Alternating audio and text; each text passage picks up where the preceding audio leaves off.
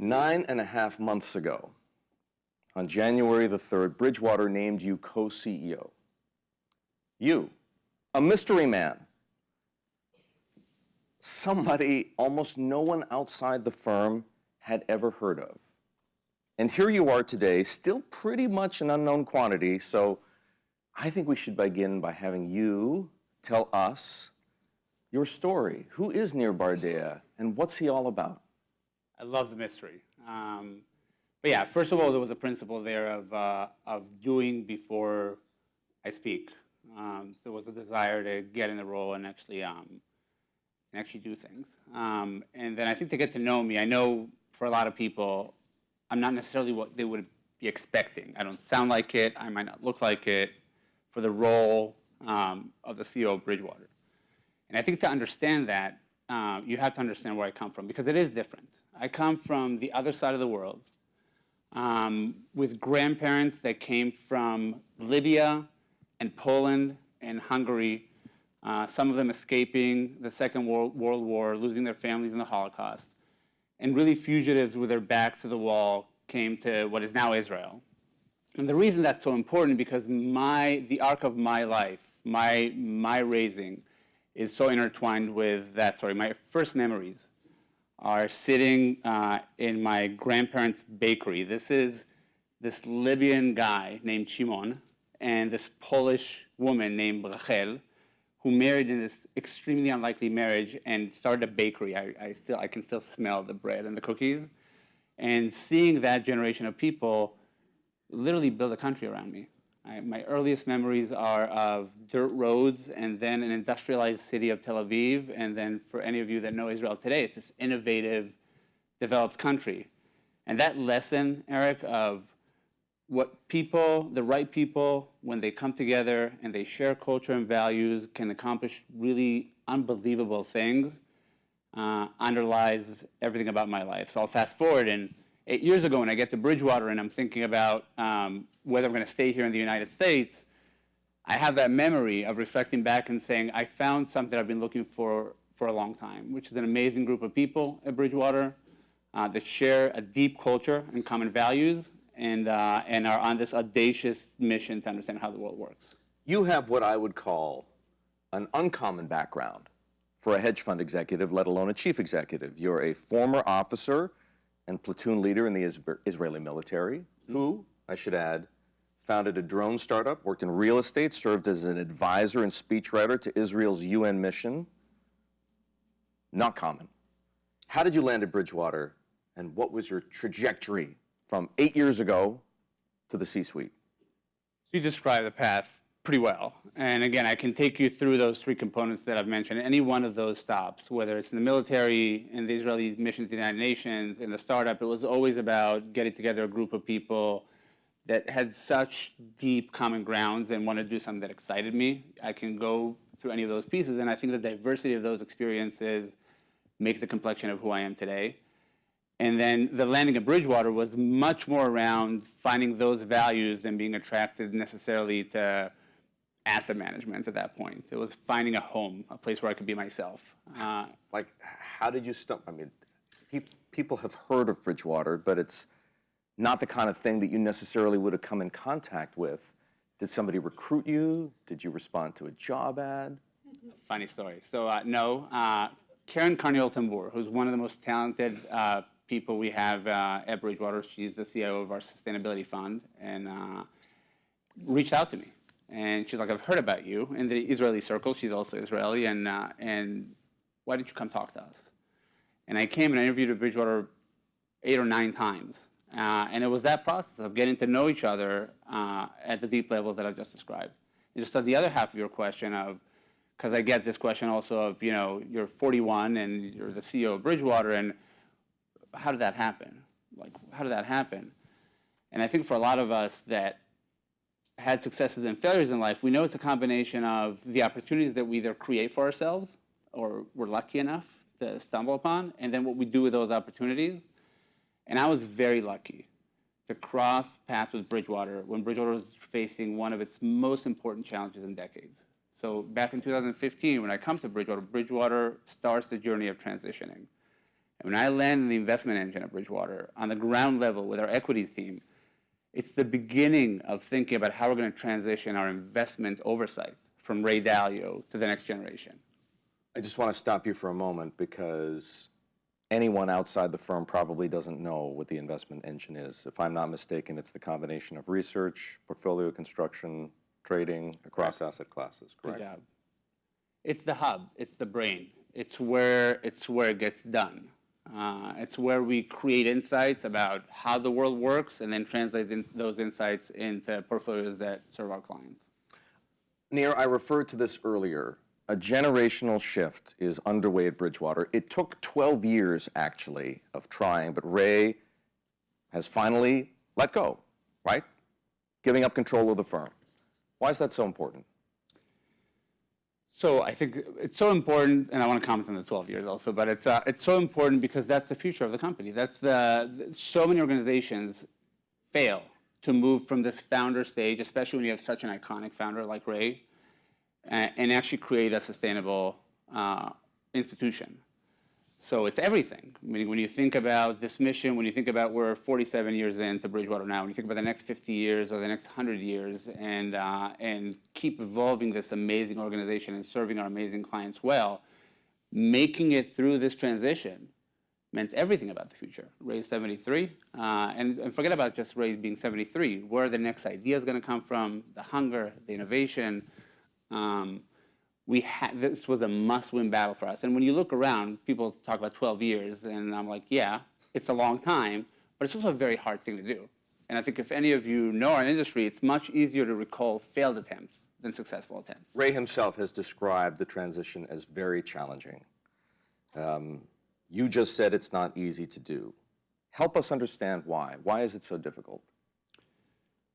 Basically, everything has to get rewired. Everything has to get rewired in an organization. Think about the fundamentals I've talked earlier about what draws people to work together, what defines the culture and how they interact, what defines the goals that you're going to pursue. When you're in a founder-led organization, all those things, they come out of the founder. And when you take that, it's like taking the brain and the heart out of a human and implanting a brain and a new heart. And just think about how complicated that is. And that's why that process was very gradual, time-tested. We started in 2017 with management changes. In 2020, this was the peak of my career ahead of becoming CEO. We've transitioned the investment oversight of Bridgewater 2 years ago from Ray Dalio to this investment committee led by Bob Prince, Greg Jensen, and a group of very talented asset class leaders. But just think about it. In this industry, 2 years ago, changing the people that make investment decisions at Bridgewater, and then having 2 years of outstanding performance for our clients, that is an incredibly difficult thing to do that we're very proud of. And that led us a week ago to say, okay, we're ready to transition control and move the control of the board from Ray to the next generation. What's Ray's role now? Ray, so to any of you who know Ray, I know you know Ray well, Ray is both an investor, active investor, thinks about markets and invests his own money and shares his ideas. So he's an idea generator. Does not sit on an investment committee at all. He's a board member and he's a mentor to me and to others at Bridgewater. How will the boardroom dynamics be different now that Ray no longer has the final word? So I'd say it's an interesting question because at Bridgewater we strive to have a meritocracy, not just at the board, but everywhere. Meaning Ray's famous idea meritocracy. It's not Ray's famous ideas meritocracy. He's Bridgewater's. It's Bridgewater's. I mean, when we think about understanding how the world works, we think that person in the back row over there might have the best idea. And if we don't give that person a voice and weigh his ideas based on their merit, we might not get to truth and understand how things work. So the same dynamic we've always aspired to have in the boardroom. But in reality, when there are dynamics and rules and decisions are being made in a certain way, that can influence how the conversation happens in the board meeting. So the biggest change I think that happens with this transition is that we have an even better meritocracy in the boardroom. I have to raise imagine one voice that, out of many. And there surely were times when this happened, he could just silence debate by saying, like, I've had enough. This is the way I want it to be. Never happened, though. Really? Not once. Never happened. I want to be honest about it doesn't have to happen to still know who can make the decision in the room. You know, sometimes your parents are kind of like, it feels like a debate, but you know you can't win the argument in the end. But Ray never did that. Ray really, truly aspired to never veto, never overrule the rest of the board. So it never happened. Would this have happened sooner or later, maybe, had David, your predecessor as CDO, David McCormick, not left to pursue a seat in the U.S. Senate? I appreciate that question. So 12-year journey has a lot of heroes in it. Very big undertaking. And you see Ray's face, and I'm sitting with you all here today, and it's easy kind of to take the headline faces, but there are many heroes along this way. Some still work at Bridgewater, some have left, and Dave is definitely one of those heroes that took the baton and ran a really important piece of the relay. So I think this happened right on time. He passed the baton to me, positioning me to get to the finish line. So I think it would have happened. I think it happened at the right time, but Dave played a really important role in getting us there, and also a really important role in my mentorship and development. What changes, I wonder, now that people in their 30s and 40s, right? People like you, people like Greg Jensen, whom you mentioned, the co-chief investment officer, are running Bridgewater. How are things going to be different now that you have a new heart and a new brain? So I'll touch on what I think needs to stay the same and what is different. So the things that need to stay the same, the bedrock, remember I said in the beginning, it's the best group of people that I know. They got together and share these values of seeking improvement, learning, excellence. This is our culture to people that I'm sure read about it. And then pursuing audacious goals, that basic bedrock stays the same. But the ideas are different. The ideas are different. What we're going to pursue is different. How we're going to evolve that culture is different. Those things of how we go about those fundamentals are different. The hunger is different. The energy is different. And we can get into examples of what that's like. Well, and I want to. You've described, to me anyway, one of your priorities as re-underwriting the firm's culture. What do you mean by re-underwriting? So, great.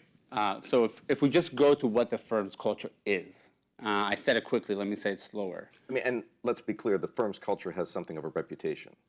Yeah, I understand, and some of it is misunderstood, and some of it is not for everyone. It's just not for everyone, and that's okay. But this idea of a group of people who are, and I'm serious about this, who are saying, we care so much about being great that we're not going to let things stand in the way of understanding what's actually true, because once you know what's true, you know what the problems are, you know where you need to improve. That core idea stays the same. That culture, how to do this, has evolved every year since its inception, including when Ray was in charge. But now the responsibility of who's going to evolve it, what tools are you going to use, what standards, what principles are you going to put in play, that responsibility moves to a different group of people. And that's what I mean by re-underwriting it. Okay, so how does that happen practically? How does the culture need to adapt, to evolve, to change, to appeal to a younger generation in, what I should add, is an unbelievably competitive market for investing talent? So I'll give examples. I think examples make this the most tangible. And again, when I say that it's not for everyone, it's a real thing. It's not for everyone. Some people come, they see it. We're not trying to market something that everybody's going to love. We have high attrition in early years, but once Bridgewater clicks for you, 25% of our people have been around for over a decade, and 50% of our people have been around for over 5 years. But I'll give you an example. One of the things that we learned that we need to change is in this directness of let me tell you the truth and what I think and all these things. If you're thinking about a meritocracy and you want that person in the back row to speak, that level of assertiveness, that level of extroversion, that level of directness might mute that person. But that might be the smartest person in the room. How do you change that dynamic and still create that directness with making sure they're not on their back feet and being able to express their ideas? That's a good example of an evolution we're really focused on this year, of that inclusion. How do you do it? Bridgewater's famous for tools. Do you have new tools? Yeah, so we evolve our tool as an example. We're actually next week rolling out, we have this DOT system. This DOT system allows every person now in the room to kind of put their thoughts about what others are doing in real time. We changed it. We changed the criterias, we changed what the feedback is like and what it sounds like, and we put out new principles. So as an example of the thing that I just said, one of the principles that we've created is how people should engage with their thoughts. And this is going to sound like a subtle difference, but when I'm saying something to you, am I saying that to you because I need to convince you that I'm right, or am I saying that to you as a question because I want to understand what's right? 1 year from now, 2 years from now, 5 years from now, will we think of Bridgewater as being, quote unquote, more normal? Is that one of your goals? No. No, not at all. I think Bridgewater is outstanding today, and I hope Bridgewater will remain outstanding in the ways that it is today. I think it's crazy to be normal in that way. Will we come to think of its culture as a little more normal? Again, anybody that looks at the world sees different pockets of people come together around different sets of values. I actually think that level of distinctiveness of Bridgewater creates that unity that then allows us to go and pursue audacious goals, like I said before. Do you and Greg believe as passionately in radical truthfulness and radical transparency? And Bob Prince, absolutely. And Karen Carney-Alton-Boer. The most important thing that brings people together around at Bridgewater is the belief in those values. Greg has talked about needing to take bigger risks on talent and on technology. What specifically do you and he have in mind? So I think generally when I'll talk about talent and I'll talk about technology and I'll talk about risk in general. I think with the new blood, the new brain, the new heart, there's a hunger. There's a risk appetite. There are ideas. We talked about this. So in talent, I think just our open-mindedness, our desire to move from this founder-led organization to a team-based organization puts a lot more emphasis on finding great players. And empowering them? And empowering them and creating the space for them. So that's a big part of what we're doing now and we've been doing over the last several years. And on technology, anybody who's in our industry, who's trying to seek alpha or, again, this mission of understanding how the world works, knows that in order to do that, you have to be on the cutting edge of technology. The ability to ingest the amounts of data that are available in the world today. Do analysis on that data to create insights, and then take that insight and construct portfolios with this. You can't do that unless you're on the cutting edge of technology, and that takes investments and innovation. We've been doing that for decades, and we plan to stay on the cutting edge of that. You helped to build the investment engine, but you're not really part of the investment process, right? Right. Is that weird as the co-CEO of a $150 billion asset management company? I think it makes perfect sense, meaning I feel privileged that I have spent the entire last decade, nearly a decade, in the investment engine, so deeply immersed with our investment teams, managing the investment teams, being a part of the investment process.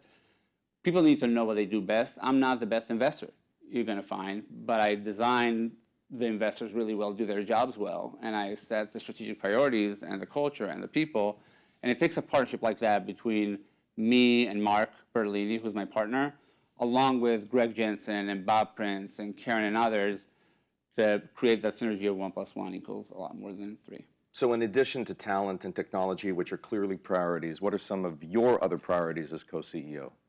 So let me answer that at 2 levels. I'll give you the interesting answer, but I'm going to keep hammering the point that I want people to understand about us. So more than anything in this transition from founder to us, if you look in 5 years and you're saying they still have the best people in the world coming to work at Bridgewater, we nailed it.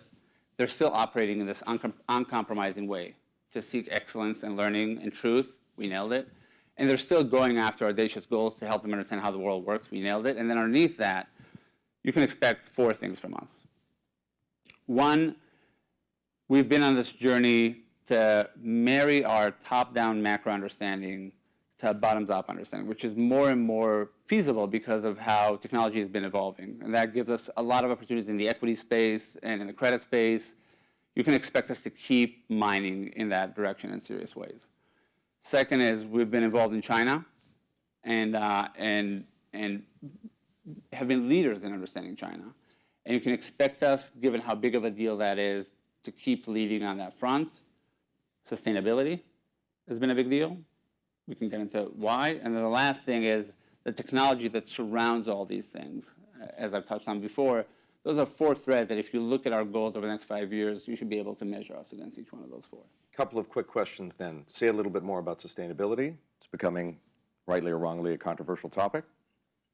So I'll put the controversy aside because we're not taking a view on any of these things. We're not taking a view on sustainability or on China. I'll take both of those examples together. If we're entering a space, it's happening for one of two reasons or both of these reasons. It either matters a lot for somebody trying to understand how the world works. So there are $30 to $40 trillion of assets that are not taking sustainability into consideration and how they're managed. China is 20% of the world's GDP, a smaller part of the markets, but those are big deals for an investor trying to understand how the world works. So that's one motivation. Is it a big deal? You got to understand it. The second thing is we have these amazing clients, and they have their goals and priorities about how they want to manage their portfolios. And a growing number of them are saying to us, this matters to me. Either we want exposure to China, or we want to invest 3D investing and invest through sustainable lens. One of those two reasons, or both of them, are the reasons why I put those two things on our list. You mentioned equities, you mentioned credit. I might throw private markets into that. Are those areas that Bridgewater is going to go into as an investor, or is it simply just a matter of understanding those markets better so that you can be a better macro investor? So I'd say that's an open question in the sense of we're already in equities, we're already deeply in equities. And as I said, equities and credit in a more bottoms-up way is a journey we've been on, and you can expect us to keep mining that direction.